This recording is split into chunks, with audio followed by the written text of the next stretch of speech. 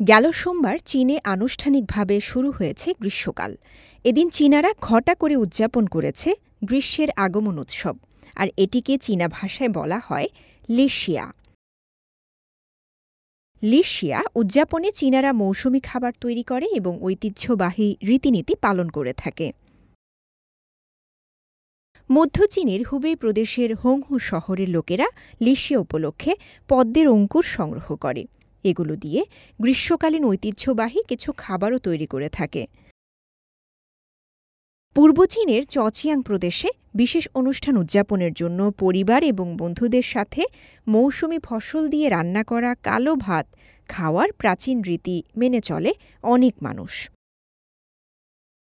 উত্তর পশ্চিম চীনের শায়ানসি প্রদেশের সিয়ান শহরে স্থানীয়রা ওজন মাপার জন্য জড়ো হন, কারণ গ্রীষ্মকালকে কেন্দ্র করে এখানে এক ধরনের স্থানীয় রীতি প্রচলিত আছে।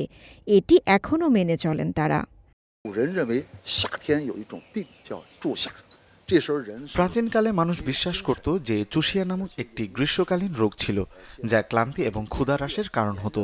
গ্রীষ্মের তীব্র তাপ মানুষকে অন্যান্য অসুস্থতার ঝুঁকিতেও ফেলে, তাই তখন থেকে মানুষের ওজন পরিমাপ করার প্রথার উদ্ভব হয়। গ্রীষ্মের শুরুতে এবং তারপর আবার শরতের শুরুতে মানুষের ওজন পরিমাপ করা হতো। যদি তাদের ওজন বৃদ্ধি পেত, তাহলে এটি ইঙ্গিত দিত যে তারা সুস্থ এবং নিরাপদ আছেন।